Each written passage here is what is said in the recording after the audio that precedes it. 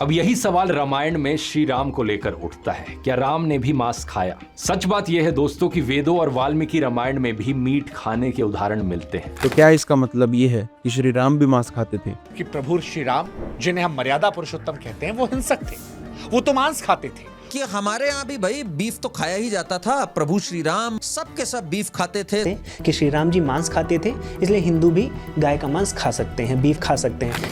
ध्रुव राठी एक एथिस्ट हैं जो कि भगवान में मानते नहीं। उनका कहना ये है कि राम और रामायण जैसी कोई चीज नहीं होती। Do you believe in God? इसका जवाब भी बड़ा सीधा है, मेरी राय में कोई भगवान, कोई अल्लाह, कोई गॉड एग्जिस्ट नहीं करता। लेकिन दूसरी तरफ ये बोलते हैं कि रामायण हुई थी, रामायण में राम थे और राम ने मांस भी खाया था। अब यही सवाल रामायण में श्री राम को लेकर उठता है। सच बात यह है दोस्तों कि वेदों और वाल्मीकि रामायण में भी मीट खाने के उदाहरण मिलते हैं। इनफैक्ट ध्रुव राठी तो इतना तक बोल देते हैं कि सीता जी ने मदिरा और मीट माँ गंगा को ऑफर भी किया है। सीता जी गंगा को मीट ऑफर कर रही हैं। ये वाल्मीकि रामायण का अयोध्या कांड अध्याय 52 श्लोक 89 है। सीता देवी रिवर गॉडेस गंगा को कसम देती हैं कि वे मांस, चावल और वाइन के 1000 मर्तबान ऑफर करेंगी। मतलब धुरंधर को प्रोपोगेंडा बोलने तक तो ठीक था, लेकिन भगवान राम के बारे में ऐसी स्टेटमेंट देना पूरे हिंदू धर्म पर सवाल खड़ी करता है। आइए मिलकर चेक करते हैं क्या ध्रुव राठी सच में सही कह रहे हैं। क्या सच में श्री राम ने मांस खाया था? और अगर ऐसा नहीं है तो मिलकर करते हैं इनका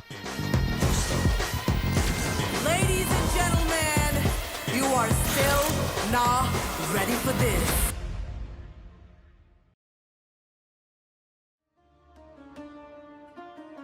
मित्रों, हनुमान जी अशोक वाटिका में ये श्लोक माता सीता से कहते हैं, ना ही श्री राम ने कभी मांस खाया और ना ही कभी कोई मादक चीज का सेवन किया।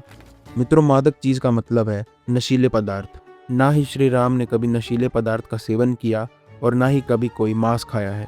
इवन श्री राम वनवास में जाने से पहले अपनी माँ से कहते हैं कि मैं पूरे वनवास में सिर्फ फल, कंद, मूल और शहद खाकर ही अपना जीवन यापन करूंगा। इवन माता सीता भी कसम खाती हैं कि मैं हमेशा कंद, मूल और फल ही खाऊंगी।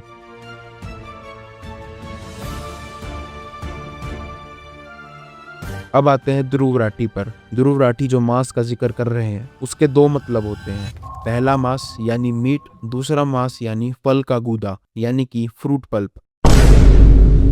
I don't know.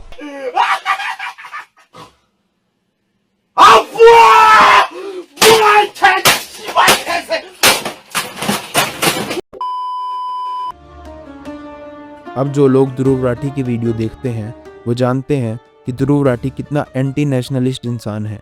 Dhruv Rathee अक्सर रिलीजियस चीजों को लेकर जानबूझकर गलत चीजें बताते हैं। ध्रुव राठी ने इंटेंशनली मास वर्ड का मीनिंग फ्रूट पल्प नहीं बल्कि मीट बताया है।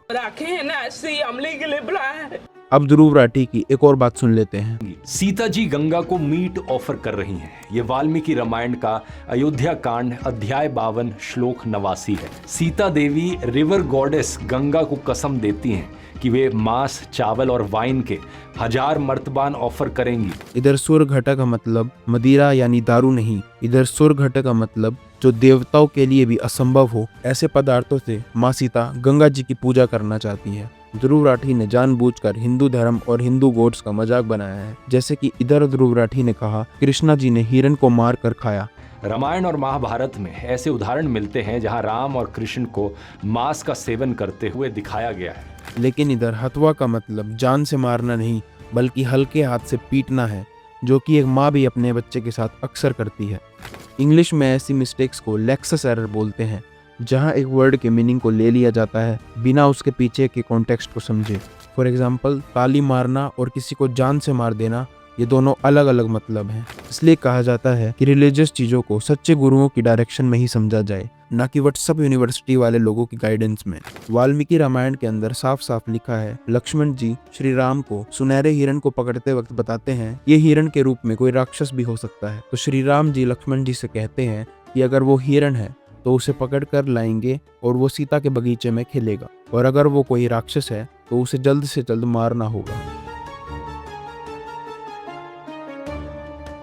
हाँ, एक चीज सच है कि श्री राम ने अपने वनवास के टाइम पर काफी राक्षसों और हिंसक जानवरों को मारा था, लेकिन वो भी वनवास में रहने वाले साधु और संत लोगों की सेफ्टी के लिए।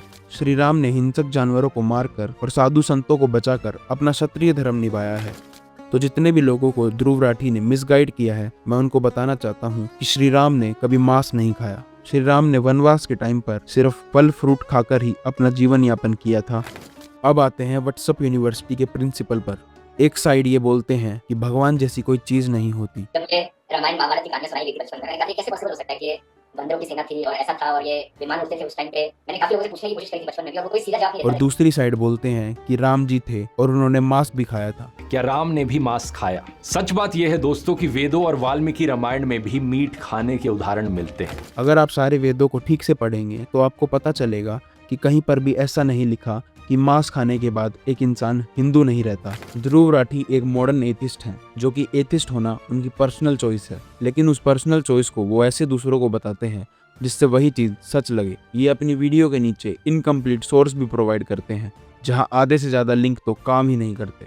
मेरा ध्रुव राठी को ये पर्सनल मैसेज है कि आप प्लीज अपनी वीडियो के अंदर कंप्लीट सोर्स दें, क्योंकि आपके साथ एक काफी बड़ा ऑडियंस बेस जुड़ा है जो कि बिना सोर्स चेक किए चीजों को सच मान लेगा और एट दी एंड इससे हमारे हिंदू धर्म पर ही बुरा इम्पैक्ट पड़ता है। एक चीज जो कि सबको समझनी चाहिए कि किसी को भी क्रिटिसाइज करना या उसकी कमियां बताना एक चीज है, और इंटरनेशनल प्लेटफॉर्म पर जहां आपके पास 31 मिलियन प्लस सब्सक्राइबर्स हैं और उस प्लेटफॉर्म पर आप अपने देश के पीएम को गधे से कंपेयर कर रहे हो, वो चीज गलत है। कोई भी बेटर है, मोदी से अच्छा एक गधा बेटर है। राठी उन इंसानों में से आते हैं जो कि एजुकेशन के नाम पर जानबूझकर लोगों की बेइज्जती करते हैं, स्पेशली जो कोई भी पावर में हो या फिर एक हाईली सेंसिटिव पोजीशन होल्ड करता हो, जैसे कि हमारे श्री राम। राठी जैसा चैनल आपको कभी भी ओपोजिशन पार्टी को कोसता नहीं दिखेगा, ना ही रूलिंग पार्टी की अच्छे कामों के बारे में बताएगा।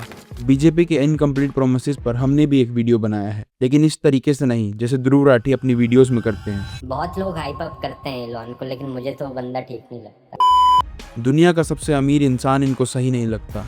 अपने देश के पीएम को ये गधा बोल देते हैं। ये इनकी पर्सनल थिंकिंग है, जिसको ये इस तरीके से प्रेजेंट करते हैं जिससे इनकी पर्सनल थिंकिंग ही एक्चुअल रियलिटी लगे। क्या राम ने भी मांस खाया? सिर्फ बड़े सब्सक्राइबर बेस देखकर किसी भी यूट्यूबर की बात पर विश्वास ना करें, खुद की रिसर्च भी जरूर करें।